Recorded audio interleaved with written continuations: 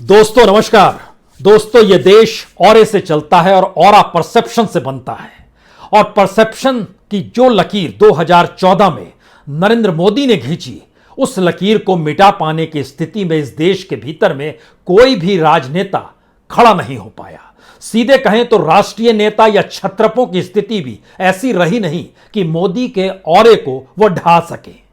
लेकिन पश्चिम बंगाल के चुनाव ने प्रधानमंत्री मोदी के ऑरे को धूमिल कर दिया।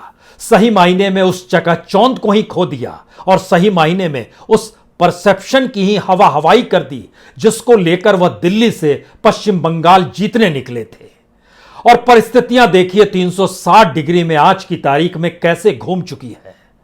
जो प्रधानमंत्री मोदी अपनी पूरी कैबिनेट के साथ पश्चिम बंगाल की गलियों में लगातार 1 महीने तक नजर आते रहे, आज उसी बंगाल की मुख्यमंत्री ममता बनर्जी दिल्ली की गलियों में घूम रही है। दिल्ली के राजनीतिक गलियारों के नायकों से मिलना चाहती है। उन नायकों को जो हारे हुए हैं उनको फिर से जीत का सेहरा पहनाने के लिए एक बिसात बिछाना चाहती है। और तो और प्रधानमंत्री के दरवाजे पर पहुंचकर इस बात का संदेश दे रही है कि दरअसल यह देश संघीय ढांचे से चलता है और किसी राज्य के मुख्यमंत्री को प्रधानमंत्री मिलने से रोक नहीं सकता है। राज्यों की मांग को नकारा नहीं जा सकता है। कल तक जिक्र सीबीआई का था, ईडी का था, आईटी का था, लेकिन आज मुख्यमंत्री के तौर पर आपसे मिलने आए हैं। ये बताने आए हैं कि पश्चिम बंगाल की जरूरत क्या है। यह जानकारी देने आए हैं कि कोई भी राज्य का मुख्यमंत्री जब चुनाव जीतता है तो औपचारिकतावश ही सही प्रधानमंत्री से मिलने दिल्ली जरूर आता है। लेकिन यह एक ऐसी मुलाकात आज की है जिस मुलाकात के दायरे के भीतर में शायद एक चेतावनी है, शायद एक चुनौती है, शायद उस ऑरे में सेंध लगाने की एक कोशिश है और शायद उस परसेप्शन को तोड़ने की जरूरत अब ममता बनर्जी को महसूस होने लगी है जो बीते 7 बरस से देश में छाया हुआ था। सवाल यही हो चला है कि क्या वाकई 2014 का जो ऑरा प्रधानमंत्री मोदी का था 2021 में आकर वो ढहने लगा है। क्या वाकई ऐसी स्थिति आ गई है कि जिस परसेप्शन को बीते 7 वर्ष में इस देश के प्रधानमंत्री ने अपने लिए खड़ा किया, पश्चिम बंगाल ने उसे इस तर्ज पर ढा दिया कि देश के भीतर की तमाम मुश्किल हालातों को लेकर अब यह देश सोचने लगा है, तमाम पॉलिटिकल पार्टी सोचने लगी है। लेकिन अगर चुनाव को गणित के इशारे से देखिएगा तो फिर ममता बनर्जी के अनुकूल स्थितियां नहीं है। लेकिन अगर परसेप्शन और ऑरे के लिहाज से देखिएगा तो फिर सादगी के साथ ममता बनर्जी की सूती साड़ी, हवाई चप्पल, छोटी गाड़ी और प्रधानमंत्री निवास में घुसकर हाथ मिलाने से पहले नमस्कार करना, फूलों का गुलदस्ता देना और उसके बाद जो संवाद बनाना, वो संवाद इस बात के संकेत हैं कि ममता बनर्जी जान चुकी है कि उनकी सरकार को गिराने का प्रयास संवैधानिक संस्थाओं के जरिए जो दिल्ली ने किया उसमें भी उसे सफलता नहीं मिली। तो उसके बाद अब पश्चिम बंगाल का गढ़ ममता बनर्जी के लिए महफूज है। तो क्यों नहीं दिल्ली के गढ़ को हिलाया जाए, क्योंकि दिल्ली के सामने बहुत सारी चुनौतियां एक साथ खड़ी है। संसद चल नहीं पा रही है, देश में जासूसी हो गई, लेकिन सरकार इसको आपराधिक दर्जा देना नहीं चाहती है, जबकि फ्रांस तक में आपराधिक मामला दर्ज कर लिया गया है। लेकिन दिल्ली ने आंखें बंद कर ली हैं, कानों पर रुई ठोस ली है। और इतना ही नहीं, इस देश के भीतर में पहली बार ऐसा भी मौका आया जब खूनी खेल इस देश के 2 राज्यों में हो गया और गृह मंत्री खामोश रहे, जनता के बीच आकर कुछ भी नहीं बोले। यह भी पहली बार है कि दुनिया भर की नजर भारत के भीतर की अर्थव्यवस्था और बेरोजगारी को लेकर है। दुनिया की नजर भारत के भीतर किसान आंदोलन को लेकर है और दिल्ली से लेकर अब लखनऊ के दरवाजे तक भी किसान पहुंचकर जब यह चुनौती दे रहा है कि आपको अब कहीं जीतने नहीं देंगे, तो संकेत साफ है, वो ऑरा, वो परसेप्शन ढह रहा है और ममता बनर्जी इसी में सेंध लगाने आई है। लेकिन सवाल सबसे बड़ा यही है कि जिन नायकों के साथ या जो हारे हुए राजनेता हैं उनके सहारे या उनके कंधे का सहारा लेकर वाकई ममता बनर्जी क्या दिल्ली में सेंध लगा सकती है?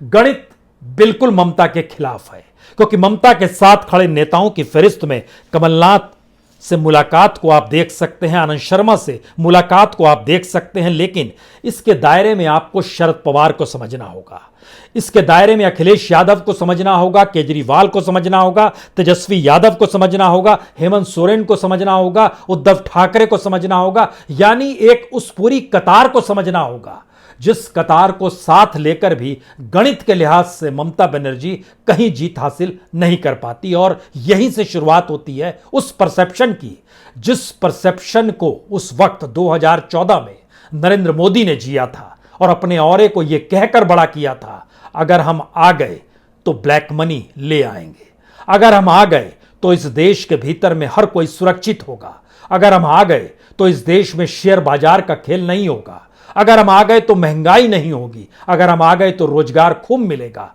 अगर हम आ गए तो इस देश की अर्थव्यवस्था जो उत्पादन पर टिकी है वो लहलहाने लगेगी और खेत और मजदूर और किसान वह तो जय जवान जय किसान के नारे के साथ गुथा हुआ नजर आएगा। एक ऐसा परसेप्शन 2014 में नरेंद्र मोदी ने बनाया जो 2021 में आते आते इतना हवाई हो गया कि मंत्री के तौर पर मोदी मंत्रिमंडल में जो मंत्री हैं वह कहते हैं बीते 10 बरस से स्विस बैंक में कितना काला धन भारतीयों का है हमको नहीं पता है। 10 साल यानी 2014 में जो 15 लाख का दावा भी किया जा रहा था वो हवा में था। यानी इस देश के भीतर में जिन बातों का जिक्र 2014 में किया गया, अगर तब से लेकर अब तक की परिस्थितियों को देखें तो जो भी इस देश का नया नायक होगा उसमें इतना नैतिक बल होना चाहिए कि वाकई वह दिल्ली की कुर्सी तक पहुंचने से पहले उन तमाम निर्णयों को और जो भी पॉलिसी के निर्णय लिए गए उसको ढाने की ताकत उसके पास क्या वाकई है। क्योंकि अलग अलग राज्यों में अलग अलग तरीके से संघीय ढांचे के तहत जो भी काम जो भी मुख्यमंत्री कर रहा है उसने कहीं भी अपने तौर पर किसानों के हक, मजदूरों के हक, रोजगार को लेकर, कारखानों को लेकर, उत्पादन को लेकर किसी भी तरीके से कोई छलांग नहीं लगाई है। और ममता बनर्जी प्रधानमंत्री से मिलकर इस बात का जिक्र करती हैं कि संघीय ढांचे के तहत हमारा हक भी आपसे कुछ मांगने का है, चाहे वो जीएसटी कलेक्शन का हिस्सा हो, चाहे वो बाकी मदद हो जो राज्यों के दायरे में आती है। लेकिन यहीं से सबसे बड़ा सवाल है वो कौन सा गणित है जो ममता बनर्जी को दिल्ली आने नहीं देगा, और वह कौन सा परसेप्शन है जिसे ममता बनर्जी ने अगर एक बार ओढ़ लिया तो फिर प्रधानमंत्री मोदी का पूरा ऑरा ढह के गिर जाएगा। पहले जिक्र परसेप्शन का या पहला जिक्र गणित का किया जाए? हमें लगता है परसेप्शन की जरूरत है, गणित उसके बाद बता देंगे ये क्यों ममता के अनुकूल नहीं है। लेकिन परसेप्शन के तौर पर समझिए, पूरा विपक्ष अंबानी और अडानी का नाम लेता है, लेकिन अंबानी और अडानी की पहुंच उन तमाम राज्यों में है जहां पर कांग्रेस शासित राज्य हैं, जो कि पश्चिम बंगाल ममता बनर्जी के भी हिस्से में आता है और जो महाराष्ट्र शरद पवार के हिस्से में भी आता है, शिवसेना के हिस्से में भी आता है। यह सारे राज्य जहां पर बीजेपी की सरकार नहीं है वहां भी अंबानी अडानी के धंधे चलते हैं, बिजनेस चलते हैं, उनके पूरे कॉरपोरेट का काम होता है और नए नए प्रोजेक्ट्स वो लेकर आ रहे हैं, चाहे वो पोर्ट का प्रोजेक्ट हो, चाहे वो पावर प्रोजेक्ट हो, चाहे वो किसानों को लेकर गोडाउन जो अनाज रखने के लिए बनाना है उसको लेकर कोई नया निर्णय लिया गया। सारी चीजें आपको नजर इन राज्यों में जरूर नजर आएंगी, चाहे वो कम्युनिकेशन का डिपार्टमेंट क्यों ना हो, चाहे वो रिवाइवल एनर्जी का जिक्र क्यों ना हो, चाहे वह रिटेल सेक्टर का जिक्र क्यों ना हो। अंबानी अडानी की पहुंच उन तमाम राज्यों में है, तो फिर जब आप इनका नाम लेते हैं तो आपके राज्यों में क्यों मौजूदगी है? दूसरी बड़ी बात है जो भी प्राइवेटाइजेशन इस दौर में इस देश की सरकारी कंपनियों को लेकर किया गया, क्या ममता बनर्जी ये कहने की स्थिति में आ पाएंगी कि जब सत्ता में आ गए तो उस पूरे प्राइवेटाइजेशन को एक निर्णय से खारिज कर देंगे? यानी इस देश के भीतर में पीएसयू भी जिनका डिसइन्वेस्टमेंट गलत तरीके से हुआ है उस पर जांच बैठाई जाएगी और पूरे पीएसयू को हम खारिज कर देंगे जो कि सरकार ने या मोदी सरकार ने अपने दौर में बेच डाली। क्या वाकई ममता बनर्जी कह पाएगी या विपक्ष का कोई भी नेता कह पाने की स्थिति में है? तीसरी बड़ी बात अगर सीधे तौर पर आई है तो जिस तरीके से भारत पेट्रोलियम जो सबसे ज्यादा डिविडेंड देता है वह जिस भी कंपनी के पास जाएगा उसको वापस ले आएंगे, यह कहने की क्षमता है। पूरा का पूरा जो जियो के पास जो पूरा इंफ्रास्ट्रक्चर कहा जाता है, कहते हैं बीएसएनएल को ध्वस्त कर दिया गया, तो क्या बीएसएनएल के रिवाइवल का जिक्र कोई कर पाएगा नेता कि अगर हम सत्ता में आ गए तो उसको रिवाइवल के साथ लेकर करेंगे और जो भी उसके इंफ्रास्ट्रक्चर को शिफ्ट किया गया है प्राइवेट हाथों में उसको दोबारा लेकर आएंगे। जो भी एनपीए रिटर्न ऑफ किया गया बैंकों के जरिए और इस देश के कॉरपोरेट ने जितना लाभ उठाया है उस पूरे में बैंकों के ऊपर दबाव भी डाला जाएगा और रिटर्न ऑफ वापस कर दिया जाएगा कि हम इसको मिटा रहे हैं और दोबारा यह कहा जाएगा कि आप उनसे पैसा वसूलना शुरू कीजिए। और जो हजारों कंपनियों ने जो खुद को दिवालिया इस दौर में घोषित किया और इस बैंक का कर्जा लेकर उसको एक सहूलियत के साथ एक रास्ता दिखाया गया बाहर का, क्या वो सारे निर्णय जो आईबीसी के जरिए लिए गए उसको खारिज किए जा सकते हैं? इस दौर में देश कंगाल हुआ है। क्या ये वाकई आरबीआई जो पहले डिविडेंड की उसकी जो पूरी की पूरी एक लकीर थी वो 55,000 करोड़ से ज्यादा की नहीं थी, लेकिन बढ़ते बढ़ते ये 2.25 लाख और 2 लाख करोड़ तक पहुंच गई। जो जलान कमेटी बना दी गई प्रधानमंत्री मोदी के जरिए उसमें कहा गया वो रकम आगे भी जा सकती है। क्या वो निर्णय वापस लिया जाएगा और आरबीआई को इतनी ताकत दी जाएगी इस देश के बैंक दिवालिया ना हो, उनको लेके रूल रेगुलेशंस वो बनाए? क्या ये परसेप्शन डेवलप हो पाएगा? जो सारे डिसइन्वेस्टमेंट, जो सारे प्राइवेटाइजेशन, जो पोर्ट, एयरपोर्ट, रेलवे स्टेशन जो भी बेचेगा इस दौर के भीतर में, क्या वो सरकार अपने हाथों में लेने को तैयार होगी? जो भी नई सरकार होगी और ममता बनर्जी जब 2024 की लकीर खींचना चाहती है तो क्या इस बात को वो कह पाएंगी ठसक के साथ? इतना ही नहीं, जो माइंस हैं, जो लेबर लॉ है इस दौर में लाए गए वो पूरे तरीके से मजदूरों के खिलाफ हैं। क्या उनको वापस लेने का जिक्र होगा? फर्म लॉ ही जो किसानों को लेकर है और जिसमें इस बात का जिक्र होता है कि एमएसपी को कानून बनाया जाए, तो क्या इसकी गारंटी दी जा सकती है सत्ता में आए तो एमएसपी को कानून बना दिया जाएगा और उसके ठीक पैरेलल में जो कॉरपोरेट और पैसे वालों का जो पैसा एग्रीकल्चर के क्षेत्र में आना है, जिसके लिए 3 कानून लाया गया जिसमें उनको सारे हक दिए जा रहे हैं, वो जमाखोरी भी कर सकते हैं, कीमत भी तय कर सकते हैं, किसानों को कौन से फसल को बोना है इस दिशा को भी तय कर सकते हैं। क्या इसकी गारंटी ली जाएगी कि ये सारी चीजें खत्म हो जाएंगी? अगर एक लंबी फहरिस्त को देखिए तो इस दौर में चाहे सवाल सिर्फ काले धन भर का नहीं है, इस देश की पूरी इकोनॉमी का ही प्राइवेटाइजेशन सरकार ने अपने हाथों से निकालकर अपने मित्रों को अगर सौंप दिया है और उन मित्रों का बिजनेस और धंधा अभी भी पश्चिम बंगाल में होता है, महाराष्ट्र में होता है, पंजाब में होता है, राजस्थान में होता है, छत्तीसगढ़ में होता है, तमिलनाडु में होता है, केरल में होता है, तो क्या उसको धराशायी कर पाने की स्थिति में अगर राज्य स्तर पर नहीं आ पाते हैं तो फिर अगला सवाल यही है, ममता बनर्जी जिस संघीय ढांचे का जिक्र कर रही है और अपने हक का सवाल उठा रही है, तो फिर राज्य को चलाने के तौर पर वह उस राजनीतिक लकीर को मोड़ने या मिटाने या ध्वस्त करने की स्थिति में क्यों नहीं आ पाती है जो कॉरपोरेट की लकीर मौजूदा वक्त में मोदी सत्ता के अनुकूल है? क्या यह निर्णय ले पाएंगी? क्योंकि गणित अनुकूल नहीं है। इस परसेप्शन से पहले 1 सेकंड के लिए आपको हम गणित बतला दें। यह गणित बड़ा महत्वपूर्ण है क्योंकि ममता बनर्जी जिस सवारी पे कर रही है उसमें पश्चिम बंगाल की 42 सीट लोकसभा की आती है, उत्तर प्रदेश की 80 सीट, महाराष्ट्र की 48 सीट, इन्हीं 3 राज्यों में, और उसके बाद बिहार ले लीजिए, बिहार की भी 40 सीट। इन सब को जब आप लीजिएगा तो 224 सीट कुल मिला के बनती है। इस 224 सीट के भीतर का सच यह है कि बीजेपी के पास 224 में से 132 सीटें, अगर इसमें झारखंड भी मिला दीजिए यानी 224, और इसमें अगर दिल्ली की 7 सीटें भी मिला दीजिए तो ये 231 हो जाता है। इस 231 में से 139 सीट बीजेपी के अपनी जीत हासिल की हुई है, और जो बाकी जैसे शिवसेना मान लीजिए वो ममता के साथ सहमत, उसके साथ सिर्फ महाराष्ट्र की 18 सीटें हैं।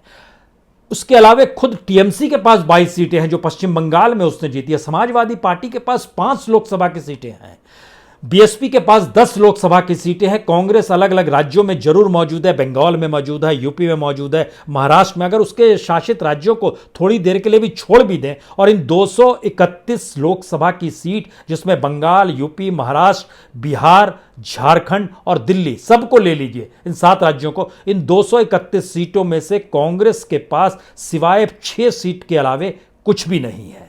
तो सवाल यह है कि अगर कांग्रेस 5 सीट है कांग्रेस के पास, एनसीपी के पास तो सिर्फ 4 सीट है, सवाल यह है कि यह जो छोटे छोटे नायक जो नजर आ रहे हैं ये हारे हुए नायक हैं और इनके पास ये परसेप्शन नहीं है कि मोदी गवर्नमेंट के दौर में, अभी तो 7 साल बीते हैं, आने वाले वक्त में 3 साल और बचा हुआ है, इस 10 साल में जो वो इस देश की अर्थव्यवस्था के बंटाधार की लकीर खींचेंगे वो सारे निर्णय को बदलने की ताकत क्या किसी भी नेता के भीतर है जो खुले तौर पर कह सके, या वो कहेगा हम व्हाइट पेपर लेकर आएंगे और व्हाइट पेपर लाने में 2-3 साल लगेंगे, फिर उसके बाद नए चुनाव का वक्त आ जाएगा? ये नहीं। एक निर्णय के साथ इस दौर में लिए गए सारे निर्णय जो इस देश में जनता के खिलाफ थे, जन विरोधी थे, इकोनॉमिक ढांचे के खिलाफ थे, सामाजिक तौर पर खिलाफ थे, उनको हम बदल डालेंगे। इस परसेप्शन को आप डेवलप कर पाएंगे या नहीं कर पाएंगे? क्योंकि गणित के लिहाज से जैसे ही आप चलना शुरू करते हैं, गुजरात, मध्य प्रदेश, हिमाचल, उत्तराखंड, तेलंगाना, आंध्र प्रदेश, कर्नाटक, तमिलनाडु, केरल, इनको जब आप देखना शुरू करेंगे तो गुजरात, मध्य प्रदेश की 55 सीट, यहां पर यह तमाम नेता जो ममता बनर्जी के साथ खड़े हैं, इनकी हैसियत नहीं के बराबर। हिमाचल, उत्तराखंड 9 सीट, यहां पर इनकी हैसियत नहीं के बराबर। तेलंगाना, आंध्र प्रदेश, कर्नाटक की 70 सीट कुल मिला के, यहां पर इनकी हैसियत नहीं के बराबर। तमिलनाडु और केरल 59 सीट्स, यहां पर इनकी हैसियत नहीं के बराबर। अब सवाल यह है कि केरल में वामपंथियों की पॉलिसी और पश्चिम बंगाल में वामपंथियों की पॉलिसी, दोनों में अंतर्विरोध है, और इस अंतर्विरोध को क्या एक साथ ला पाने की स्थिति में ममता बनर्जी या कांग्रेस आ पाएगी? और यहीं से सवाल कांग्रेस का भी निकलता है, क्योंकि एक वक्त कांग्रेस से ही निकलकर ममता बनर्जी ने टीएमसी को खड़ा किया और अब उन्हें लग रहा है कि वह इस देश पर काबिज हो सकती है। सवाल सबसे बड़ा यही है कि जिस परसेप्शन को 2014 में नरेंद्र मोदी ने कांग्रेस को ढाकर बनाया, या कांग्रेस द्वारा लिए गए तमाम निर्णय और उस दौर के तमाम घोटालों का जिक्र करके जो लंबी लंबी ताने उन्होंने इस वक्त खींची, मौजूदा वक्त में आपको कोई नेता ऐसा नजर नहीं आएगा जो वाकई इस बात का जिक्र कर सके कि सत्ता में आने के बाद इस देश में डिसइन्वेस्टमेंट, प्राइवेटाइजेशन, आरबीआई को लेकर, आईबीसी कोड को लेकर, जो भी चीजें, पोर्ट, एयरपोर्ट, जो भी चीजें प्राइवेटाइज की गई है, सब का सरकारीकरण कर दिया जाएगा। ये कहने की ताकत और इसको लेकर कोई विजन काम कर रहा है या विरोध का विजन काम कर रहा है? क्योंकि विरोध गणित देखता है, लेकिन परसेप्शन गणित नहीं देखता है, और ममता बनर्जी को यही समझने की जरूरत है, क्योंकि जिस लकीर पर वो चल पड़ी हैं, उस लकीर का मतलब यह है कि हम तुम्हारे घर में आकर तुमको चुनौती देंगे। जो काम नरेंद्र मोदी ने पश्चिम बंगाल जाकर और पूरी कैबिनेट और 6 राज्यों के मुख्यमंत्रियों को दौड़ा दौड़ा कर वहां पर किया, लेकिन उन्हें हार मिली। ध्यान दीजिए, 3 सीट से 75-77 सीट जीत गए, लेकिन उसका कोई महत्व नहीं था। इसका मतलब बहुत साफ है कि ममता बनर्जी अगर ये सोच रही हैं कि उनको अगर आने वाले वक्त में 100 सीट भी मिल जाए इस देश के भीतर में, तो भी उसका कोई महत्व नहीं होगा। महत्व तभी होगा जब आप गणित को 2072 के आगे ले जाएंगे। बहुमत आपके पास होगा, चाहे वो संगठित तौर पर हो, चाहे गठबंधन के तौर पर हो, चाहे एकाकी तौर पर हो। इन दोनों परिस्थितियों के बीच में एक मोटी लकीर और आती है। वह मोटी लकीर ममता बनर्जी को लेकर इस जरिए है कि वह जिन नेताओं को जमा कर रही है, वो नेता अपने अपने दौर में हारे हुए नेता हैं। अब सवाल यह है कि एक तरफ हर कोई जान रहा है कि इस देश की आर्थिक सामाजिक बदहाली की वजह नरेंद्र मोदी की गवर्नेंस है, दूसरी तरफ हर कोई जान रहा है कि जो भी नेता मौजूद है वो हारा हुआ नेता है, और यहीं से सबसे बड़ा सवाल शुरू होता है, क्या वाकई इस देश की जनता को एकजुट करने की ताकत किसी नेता में है, या जनता ही किसी नेता को जन्म देगी जो उस एकजुटता के साथ इस देश को अपने पीछे खड़ा कर सके, ये बताते हुए कि इस दौर में जिन जिन नीतियों को अपनाया गया है उसको सत्ता में आने के बाद हम खारिज कर देंगे और एक झटके में वो सारे निर्णय खत्म कर दिए जाएंगे। सवाल वैमनस्यता का नहीं है, सवाल यह नहीं है कि मोदी सरकार के दौर में लिए जा रहे निर्णय क्यों वापस अगली सरकार करेगी। सवाल यह है कि जब आप आकलन करते हैं तो आपके जहन में यह बात क्यों आती है कि असमानता सबसे बुरी स्थिति में इसी काल में देश की है, बेरोजगारी इसी काल में सबसे बुरी है, कॉरपोरेट की बदहाली इसी दौर में जो सरकार के साथ नहीं है, इसी दौर में सबसे खराब है। इसी दौर में इस देश में के भीतर का जो पूरा इंफ्रास्ट्रक्चर और सोशल इंफ्रास्ट्रक्चर जो एजुकेशन और हेल्थ को था, सबसे बदहाल हालत में है, और उसके लिए सरकार के पास बजट तक नहीं है। ये सारी चीजें अगर इस दौर में हो रही है, और इसी दौर में सबसे ज्यादा GST collection, indirect tax collection, direct tax collection सबसे ज्यादा है, रेवेन्यू सबसे ज्यादा सरकार के पास आ रही है, तो क्या कोई कहेगा कि सत्ता में आते ही सबसे पहले पेट्रोलियम पदार्थों को जीएसटी में ले आएंगे हम। उस वक्त वहां पर वैट और बाकी रेवेन्यू मॉडल जो अभी चलता है, जिसकी वसूली केंद्र और राज्य करता है, क्या किसी पॉलिटिकल पार्टी के पास ये है?